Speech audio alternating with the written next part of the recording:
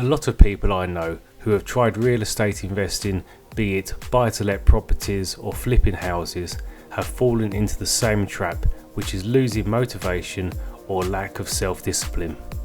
They start the project with high energy levels, motivation and high expectations.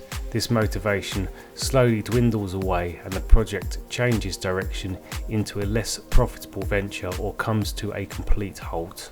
For example, a friend of mine who bought an apartment which was in quite good condition. It really only needed a newer kitchen and updating of the bathroom units. The apartment was in a very good location, so first step correct.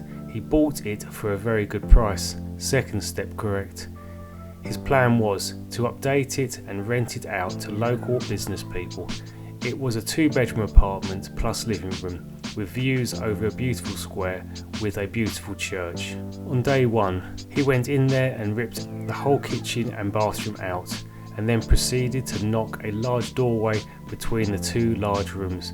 This went on for weeks. Eventually, I went around to see how his project was getting on. It was a total mess. When I asked to see his plans, he replied that they were in his head. That's a big mistake. You need to have a plan. He is a very skilled tiler and has a high skill level in building.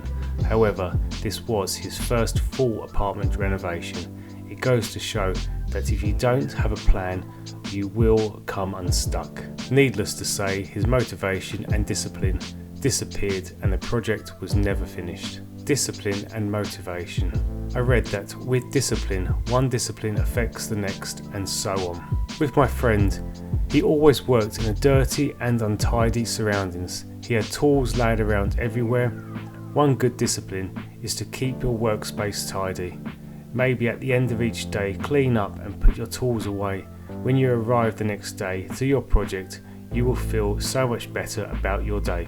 If you have good ideas, write them down. Compiling a list of ideas and making a plan is key if you want to succeed.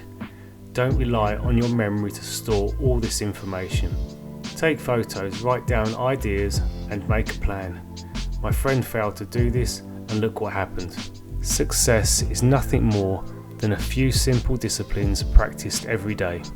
Motivation is the drive to achieve goals and to develop healthy habits. As with my friend, he had high motivation when he started. He turned up on time every morning to the project and worked all day. His downfall was not having a plan, eventually coming up with excuses why he could not go to work every day. His motivation and commitment to the project was lacking. I went to his project not long before he gave up on it. There was still building materials everywhere as well as tools. He still tried to be upbeat about the project. I offered to draw him a house layout plan and help out with work. I think that was the last time he worked on that apartment. This goes to show that without motivation and discipline, you will not achieve your goals. Granted, this was my friend's first renovation project. You need to learn from each project and everything you do. Take it with you onto your next journey. Learn from the past. I have self-managed all my renovation projects. First thing I always do is to measure up the whole house or apartment and draw out a detailed plan of what I am aiming to achieve. Self-development. This is so more valuable than you think.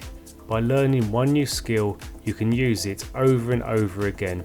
Not once, but 10 times or even more. Share your skills with others. Passing knowledge on will almost certainly help you fine-tune your skills. Property renovation is really a step-by-step procedure. It's not complicated. Just by repeating the same plan over and over again, you will succeed.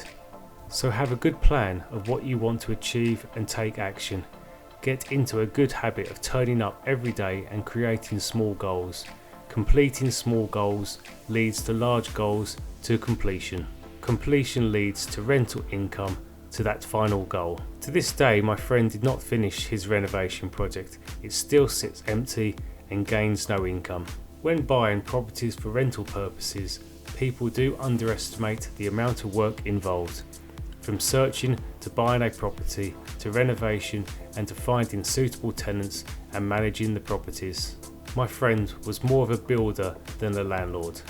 It would have been a steep learning curve for him.